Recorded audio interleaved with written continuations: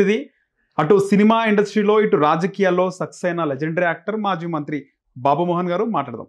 Sir నమస్తే. Sir చాలా రోజుల నుంచి మీ ఇంటర్వ్యూ ట్రై చేస్తున్నాం సార్. ఇక నీకు కొద్దిగా బిజీగా తిరుగుతున్నాగా తమ్ముడు. అసెంబ్లీ ఎన్నికల ముందు ట్రై చేస్తే లోక్సభ ఎన్నికల ముందు వచ్చింది మీ ఇంటర్వ్యూ. అంటే ఇక అప్పుడు వాళ్ళ అక్కడ గోరలో ఉన్నా కదా ఈ బీజేపీ పెట్టిన కథ. మూడో లిస్టులో నాకు నా పేరు రావటం, వాళ్ళంట నా నా ఏదది నా గ్రేడు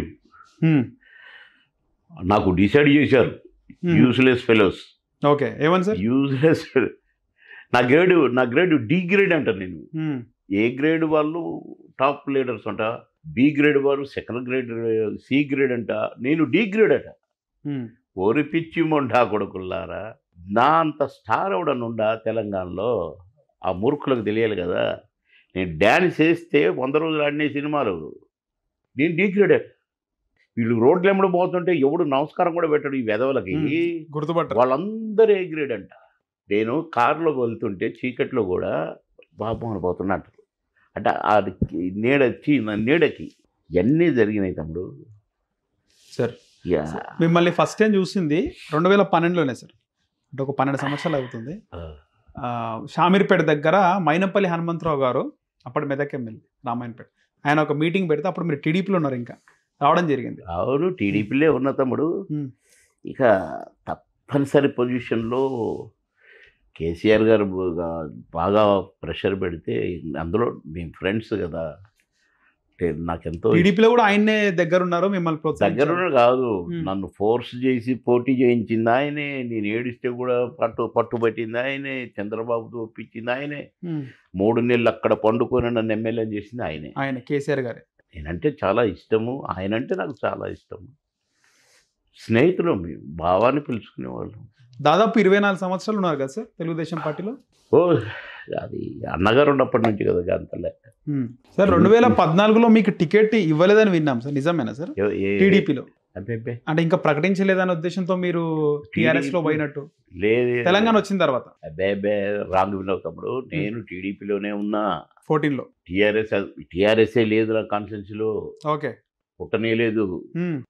ఒక టీడీపీ కాంగ్రెస్ ఓన్లీ ఆందోళన కాన్స్టిట్యున్సీ. నువ్వు ఎంక్వైరీ నేను చెప్పినాయి, ఎందుకంటే ఫ్యాక్ట్సే చెప్తాను నేను. ఓకే, నా పర్సనల్ అయినా రాంగ్ చెప్పను. బీజేపీ కూడా లేదు సార్ అప్పటికి. బీజేపీ అంటే మిత్రపక్షం కదా తమ్ముడు. బీజేపీ టీడీపీ ఒకటే.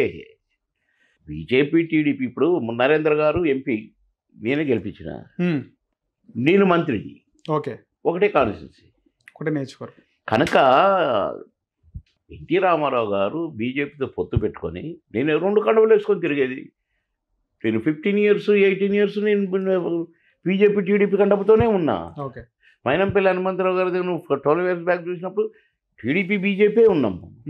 ఎప్పుడైతే చంద్రబాబు షిఫ్ట్ అయ్యారో రాష్ట్ర విభజన, అక్కడ నుంచి ఆయన అటు పోవటం వల్ల అయినా నేను టీడీపీలోనే ఉన్నా. కానీ టీడీపీ తెలంగాణ వచ్చి ఇక్కడ ఫస్ట్ టైం టీఆర్ఎస్ పోటీ చేసేటప్పుడు అందరినీ టీడీపీని అంతా తీసుకొని నువ్వు రా అది ఇదని అంటే, ఇక సరేని మీ బావ కాబట్టి, మా బావ కాబట్టి అందులో అందరు వెళ్ళిపోయారు. ఇక నేను ఒక్కడనే మిగిలిన లాస్ట్ క్యాండిడేట్ నేను. నువ్వు ఒక్కడవే ఉన్నావు, నువ్వు ఒక్కడవేం చేస్తావు, అక్కడ టీడీపీ లేదు కదా, ఇక అందరూ వెళ్ళిపోయారు కదా అంటే, అప్పుడు నేను ఎన్టీ రామారావు గారికి నమస్కారం పెట్టి రాత్రి, అన్నగారు సారీ క్షమించు, నిజమే ఏడ్చి ఫోటో ముందు ఇప్పుడు అంటుంటేనే నీళ్ళు వస్తున్నాయి కళ్ళల్లో. ఫోటో ముందు ఎందుకు, నేను కళ్ళు మూసుకుంటే నా ముందే ఉంటాడు నా దేవుడు ఎన్టీ రామారావు గారు. ఇక అది సరే పోవటం జరిగింది. కార్యకర్తలు కూడా మనం పోదాం సార్, మనం ఏం చేద్దాం సార్, ఒక్కళ్ళమే కదా అని అందరు కూడా అంటే, సరే వెళ్ళినా బాగానే గౌరవించారు. వెళ్ళినా మళ్ళీ గెలిచిన అక్కడ కూడా. అక్కడ పోయినప్పుడు దామోదర్ అప్పటికే 2 times డిప్యూటీ సీఎం. అవును సార్. రాజశేఖర రెడ్డి గారి 2 termsలో కూడా అతనే డిప్యూటీ సీఎం క్యాండిడేట్. ఇప్పుడు ఏది తెలంగాణ వచ్చినాక సీఎం క్యాండిడేట్. సోనియా గాంధీ గారు కూడా వచ్చారు నా కాన్స్టిట్యున్సీకి ప్రచారానికి. దళిత ముఖ్యమంత్రి నినాదం ఆయన ఓడగొట్టిన, నేను గెలిచిన.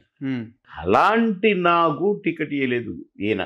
ఫస్ట్ టైం నాకు టికెట్ ఇవ్వకుండా ఉన్నది కేసీఆర్ గారు, టీడీపీ కాదు. 18లో. సో మెయిన్ ఏం సార్, మెయిన్ అప్పుడు మీరు కార్యకర్తల పైన బూతులు తిట్టినారు, కాళ్ళు లేపినారు అని చెప్పి ఆ ఇష్యూ. పిచ్చి ముండా కొడుకులు, పిచ్చి వెధవలు, వెధవన్నారా వెధవలు క్రియేట్ చేశారు. ఒక 5-6 గ్రూప్ ఫామ్ అయ్యి ఎక్కడ తప్పు దొరుకుతుందని మళ్ళీ నా పెదవి కూడా కదిలేది కాదు.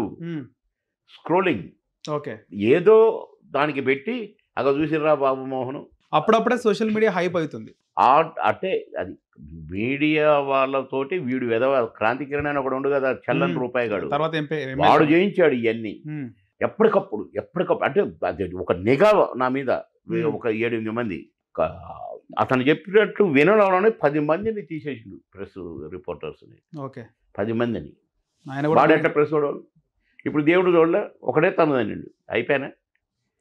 మళ్ళీ వాడి జీవితంలో మన కుటుంబంలో కానీ వాళ్ళకి ఎవడన్నా పోటీ చేసి గెలగలుగుతారా? అంతటి బేడ తెచ్చుకున్నాడు. సొంత ఊరిలోంచి ఎలగొట్టాడు. సొంత ఊరిలో చంపేస్తామన్నారు, కంపడ్డం వేసారు, దారిలో నడవకుండా కంపడ్డం వేసారు అడిగి. ఓకే సరే వదిలేగా తమ్ముడు, మంచోళ్ళ గురించి. సరే అయితే ఈ క్రాంతి కిరణ్ ఒక గేమ్ ఆడిన తర్వాత కేసీఆర్ గారిని మీరు కలవడం జరిగింది అప్పుడు, అంటే టికెట్ ఎప్పుడు? 2018లోనే. నాకు ఒక ఫోన్ వచ్చింది, తమ్ముడు నేను కాన్స్టిట్యూన్సీలో బీసీ చెక్కులు పంచుతున్నా. నేను ఆఫీసర్స్ అంతా ఉన్నారు, పంచుతున్నాను. ఎమ్మెల్యేనే కదా. అవును సార్. 2-3 రోజుల్లో నోటిఫికేషన్ వస్తుంది. ఓకే నాకు ఒక ఫోన్ వచ్చింది, ఆ పేరు చెప్పకూడదు. అన్నా నీ టికెట్ ఫలానోడికి ఇచ్చారు, నువ్వు కొంప మునిగిందన్నా, ఇమ్మీడియట్గా నువ్వు పోయి కేసీఆర్ని గడవకపోతే కొంప మునిగి. మంచిదమ్మా మంచిదన్నా అని ఇంకా అంటే అందరూ కార్యకర్తలు నేను చెక్కులు పంచకుండా, అందులో ఎలక్షన్ కోసం కదా పంచేది, ఎవడికో అప్పు చెప్తే బాగుండదని ఈ పంచిపోదామని నేను అనుకుంటుంటే మళ్ళీ ఒక ఫోన్ వచ్చింది. ఇక అది చాలా అఫీషియల్ ఫోను. ఓకే అన్నా ఏం చేస్తున్నావు అక్కడ? ఎవరిదో కాదు, ఇక కేటీఆర్ ఫోను. ఓకే అంకుల్ ఎక్కడ? నా కాన్స్టిట్యూన్సీలో ఉన్న చెక్కులు. ఇంకెందుకు అంకుల్ అక్కడ? అర్జెంటుగా వచ్చేయండి మీ బావగారు అడుగుతున్నారు అంటే హుటాహుటిన బయలుదేరి వచ్చిన. సరే కలవలేకపోయాను, జ్వరం వచ్చింది పడుకున్నాడు అన్నారు. 1 నిమిషం మాట్లాడుతున్నాను, లేదన్నారు. 2 రోజుల తర్వాత రమ్మంటున్నాడు అంటే ఇక నేను రాను.